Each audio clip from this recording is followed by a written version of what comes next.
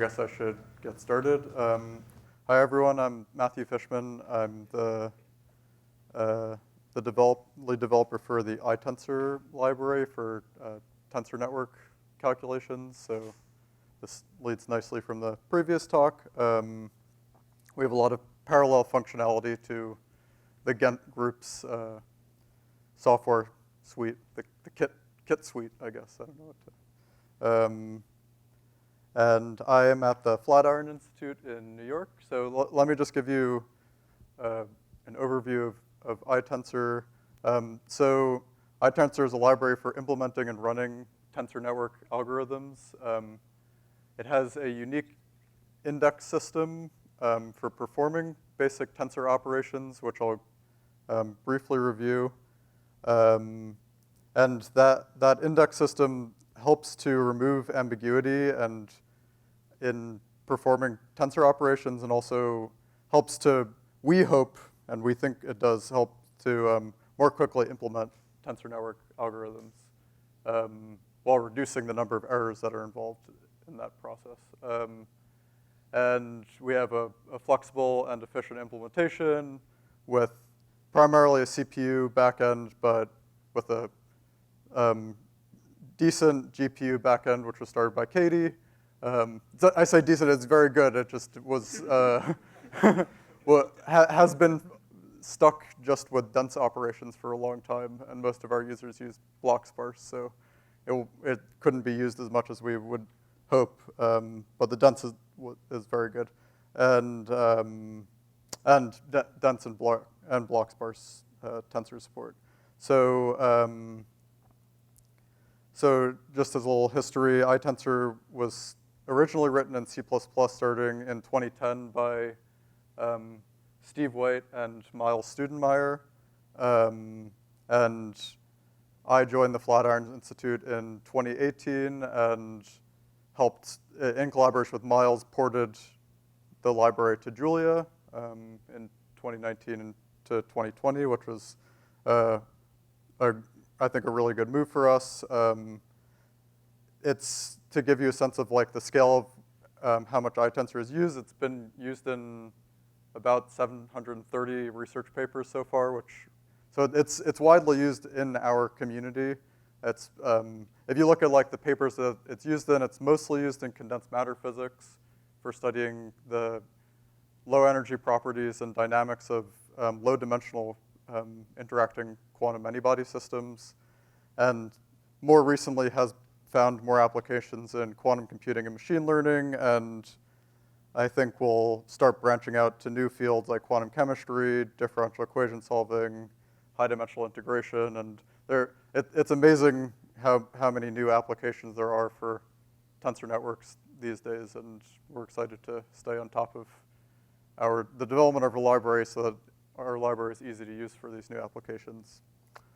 So we have a nice website, itensor.org. We have our own discourse forum, because it just seemed a little too complicated to use the Julia discourse. And it's very actively used. I can't keep up with all the questions. Miles does a better job. Here is our institute. We're in New York next to the Flatiron building. I'm in the Center for Center for Computational Quantum Physics, which is a research center as part of the Flatiron Institute, which is part of the Simons Foundation, where we generally develop computational methods for quantum physics, and tensor networks are just one of the sets of algorithms we develop there.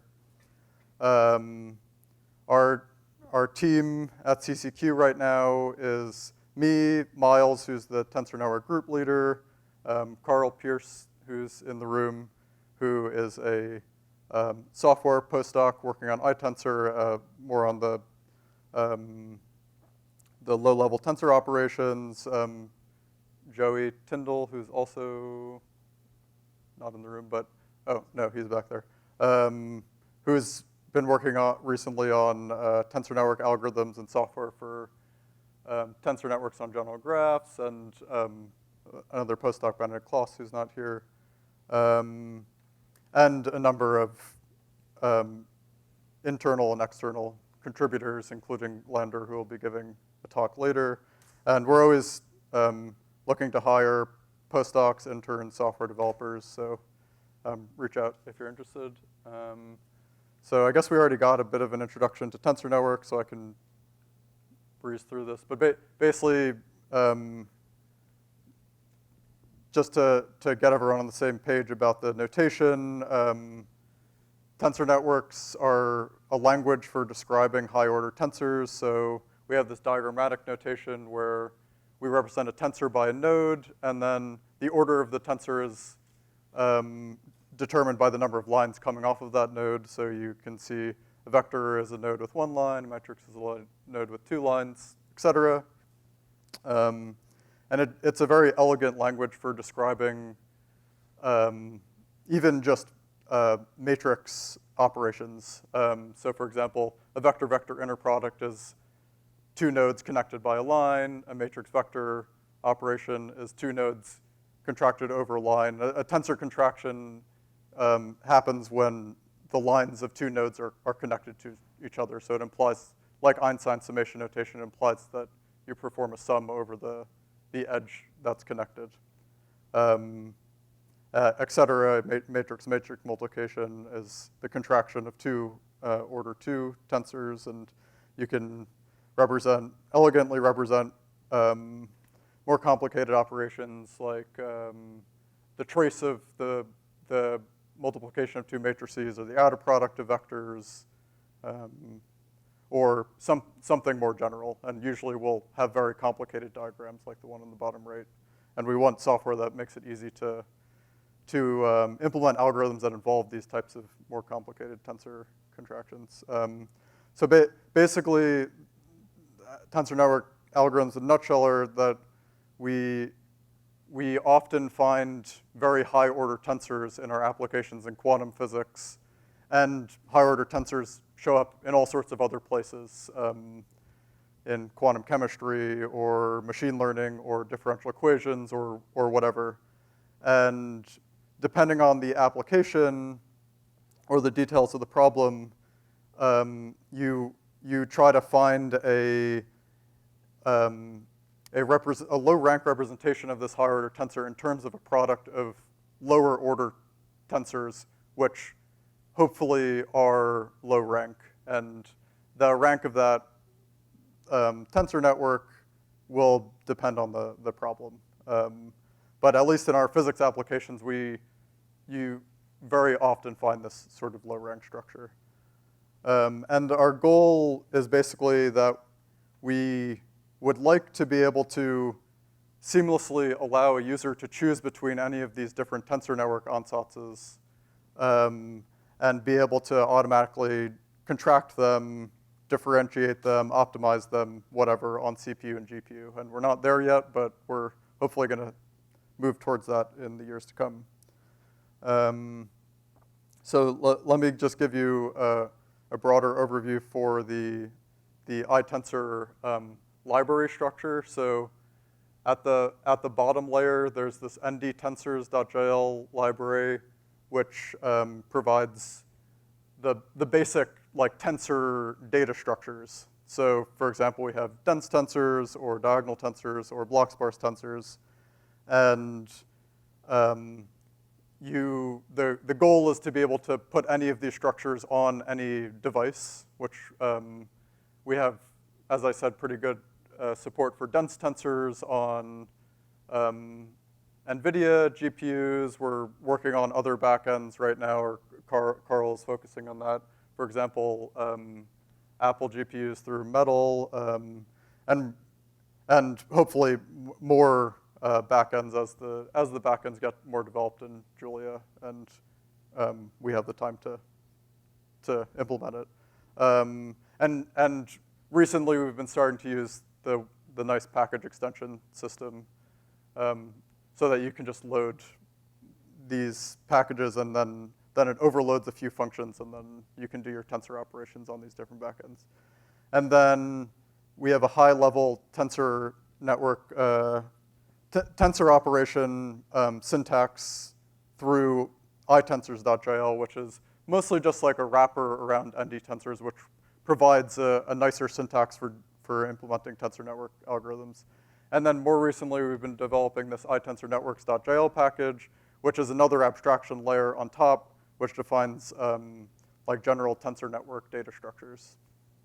So to give you an idea for the syntax, say that we were interested in a tensor network diagram like the one in the top right with 4 tensors contracted over some set of edges or indices. So in ITensor, you first define your indices, so alpha, beta, gamma, sigma, and internally we assign those indices some unique identifier.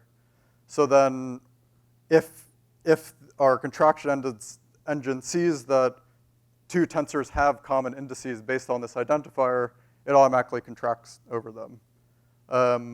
So you would say define your 4 tensors with the indices that you want, and then we overload the star operation to be a tensor contraction. So then when you do A times A star B, it detects that A and B have the common indices alpha, and then automatically contracts over them using the NDTensor library. So you can see this contrast with the sort of tensor operations or Tulio syntax where you put for the contraction you want on the fly the labels that you want, and that determines which indices get contracted over. What's this moving up there? Sorry, that's the dimension of the index. Mm-hmm. So I just picked 2 arbitrarily. These are just saying that these are, say, A is an order 3 tensor where each dimension is 2. So like a qubit system or spin half. Yeah.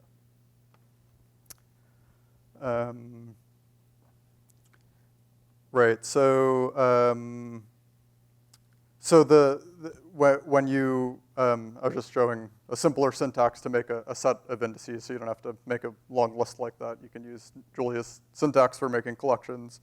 And so the 2 defines the dimension of, say, this cube would be a representation of like an order 3 tensor where each side is length 2.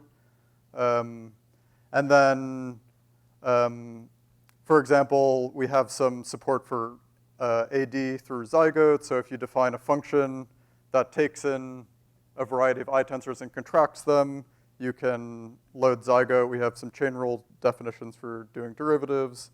And you can just ask for the gradient with respect to one of the input tensors.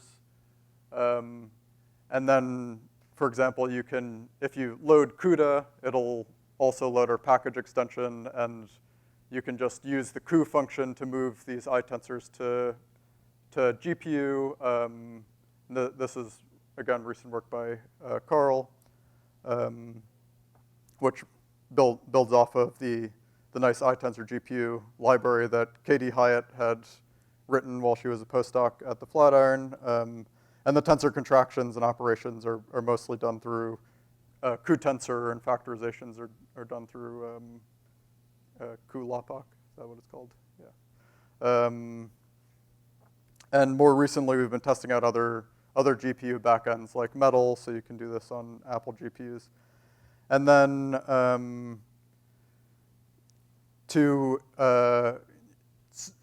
as we heard in the previous talk, we also support symmetries, symmetric tensors. So far, we only have support for abelian symmetries, but we have plans to add support for non-abelian symmetries, like in TensorKit.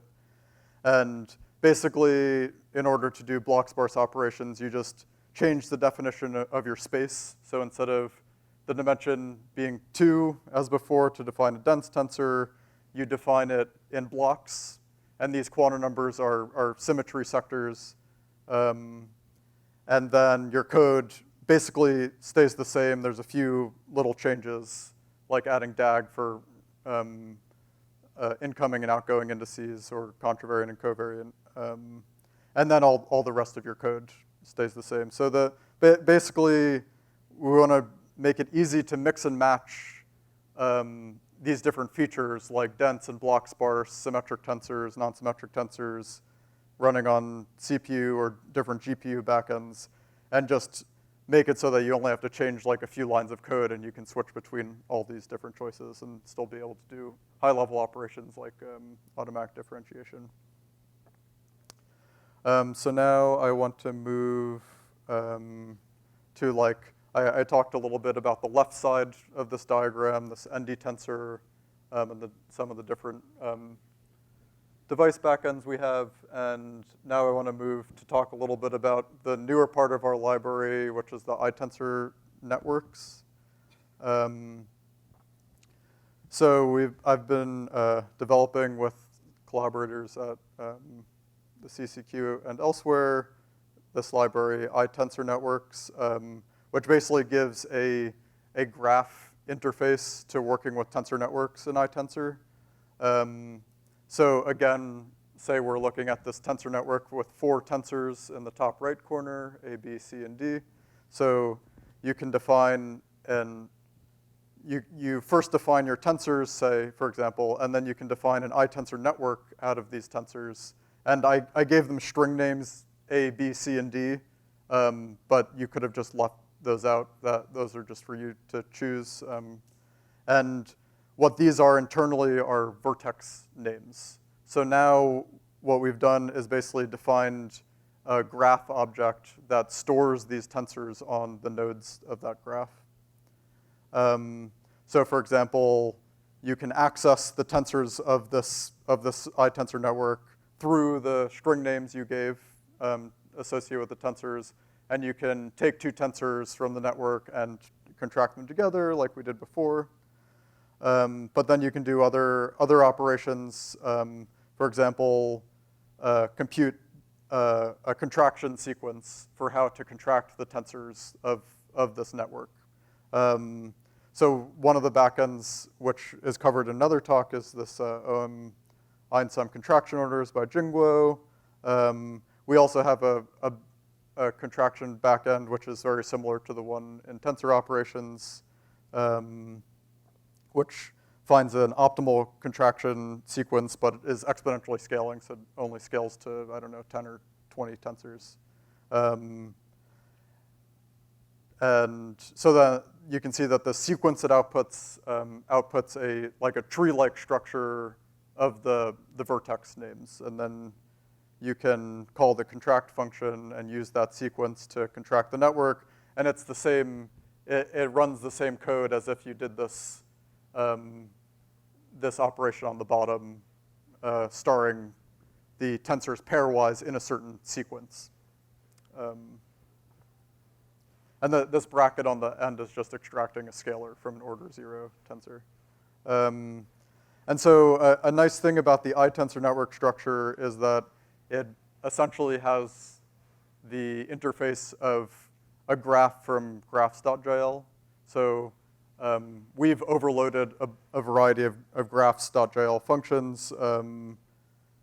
We don't have all of them, but we have a lot. And so you can load graphs and then say, take the tensor network object and ask for like the neighbors of tensor A. And it tells you, okay, well the neighbors of tensor A are C, D, and B, as you can see in the top right corner. Or you can use A star to get a shortest path between 2 nodes in the tensor network, for example, B and C. So the path is, A shortest path is from B to A and then A to C. And you can do other operations like breadth first search tree. Yeah, so we found that has been very useful for implementing more general algorithms, because so far ITensor has been focused on matrix product state algorithms where it's implicitly a linear graph, and we've wanted to generalize to other graph types, which Lander and Joey will talk about later. And we found that this data structure has been really helpful for making more general tensor network algorithms in a generic way that is less dependent on a certain graph structure. And having all these graph operations is really helpful for implementing these algorithms. So I want to give a little bit of background on the technology behind behind this ITensor network type. Graphs.jl is really nice, but it, by default, only supports a graph type with like simple vertices, which are just labeled from 1 to n, where n is the number of vertices. And I thought that it would be nice to have a graph structure where you could have arbitrary labels for the vertices. And I came across a package labeled graphs, but it looked like it wasn't really being developed much. So I actually went on a side adventure and made this new package named Graphs.jl, where you can basically just wrap any graph type and then give it a list of vertex names, which could be, I made them strings here, but they could be anything, and the type is parameterized by the vertex type. And it basically just wraps that graph you gave it and then has a dictionary mapping the vertex names you defined to like a linear set of vertex names that the simple graph type likes to use.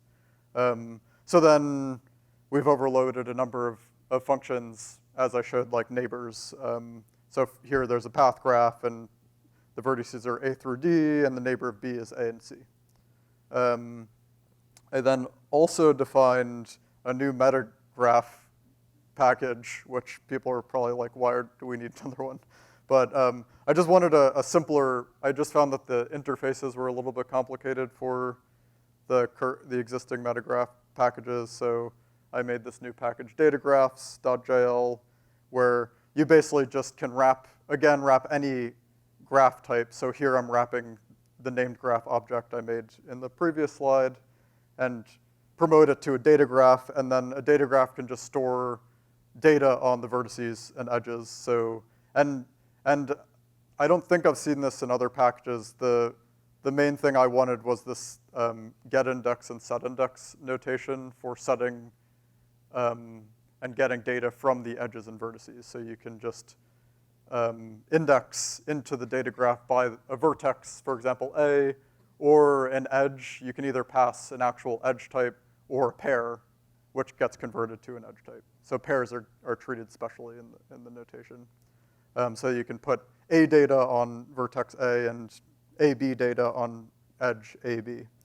And this ITensor network type that I showed in the previous slide is a subtype of an abstract data graph supertype in datagraphs.jl. So then it basically inherits this type of syntax, and what the ITensor network is a data graph with ITensors living on the vertices, and the edges are implicitly defined through the indices of the ITensors. It's a little bit technical, but it's, yeah.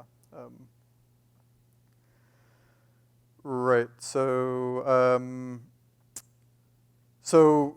sort of as a future direction, as I described, we're building out this new package, ITensor Networks, on top of the ITensors.jl library, and the goal is to define a general set of solvers on any of these tensor network structures. So like MPS at the top, a linear graph, or a tree tensor network, or a grid graph, which is called a PEPS, or just general tensor network structures.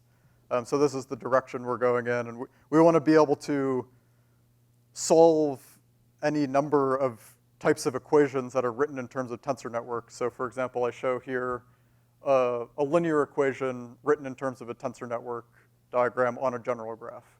And our goal would be a user could define a graph and then define an equation they want to solve and solve that equation using that graph structure.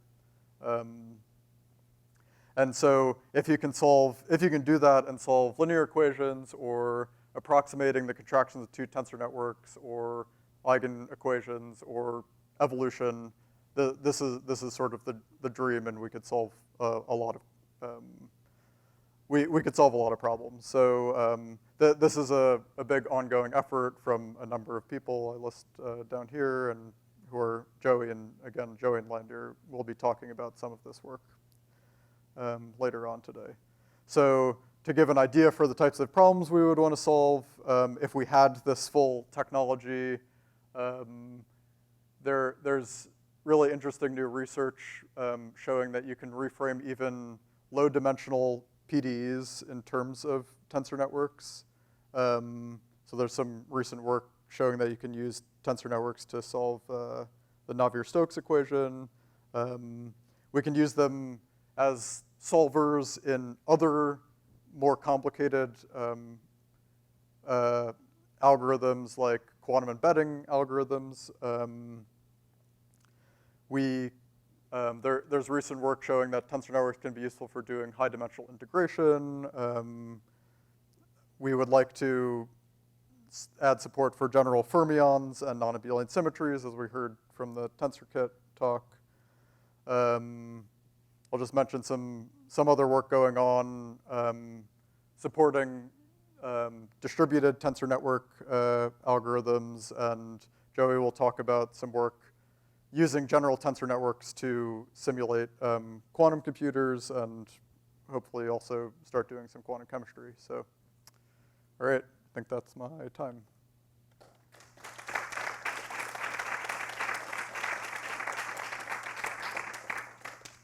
Yeah, thanks very much for the talk. And the board is open for questions. Yep, there's 2. Okay. So this time I start with you. So, hi, thanks for the talk. I was wondering if you know of any support of parallelized sparse tensor contractions or, say, matrix contractions.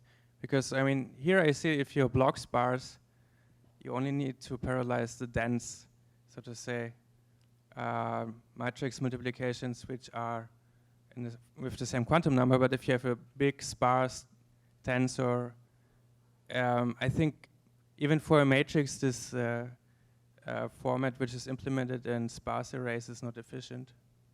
And you cannot parallelize it. Do you mean distributed or multi-threaded or either one? Either. Yeah, maybe Carl can answer that. I think for general n-dimensional tensors, I think it's just a hard problem. There's this library like Taco, which I had heard about, which seems to handle pretty general sparse tensor contractions, but I think basically it's pretty hard. Yeah, it's a difficult problem. I'm coming from Ed Valeev's group at Virginia Tech, where we worked on tiled array that does dense and sparse tensor algebra like that. So that's the goal is a direction for ITensor is after I work on the more block sparse things to introduce blocked distributed algorithms for dense and sparse tensors. Of course, block sparse is very general, and you can, in the limit where the blocks are 1, which you can get limits where you have a lot of small blocks, it's going to be hard to parallelize and run on GPUs. So I think that's just ongoing research that needs people to try it out. So we have time for one quick question and a very short answer. I have an ecosystem question. It's great that you're already following the interface that Graphs.jl provides. I know that the folks, the volunteers in that organization are trying to straighten out things over the last few months, merge a lot of the disparate metagraph packages. So are you part of the conversation with them?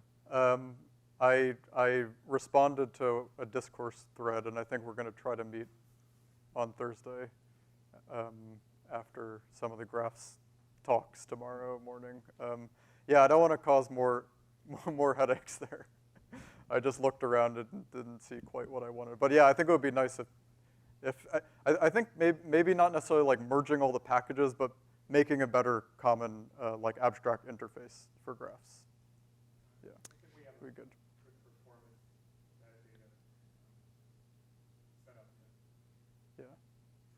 All right. So in the interest of time, we stop it here. Let us thank the speaker again.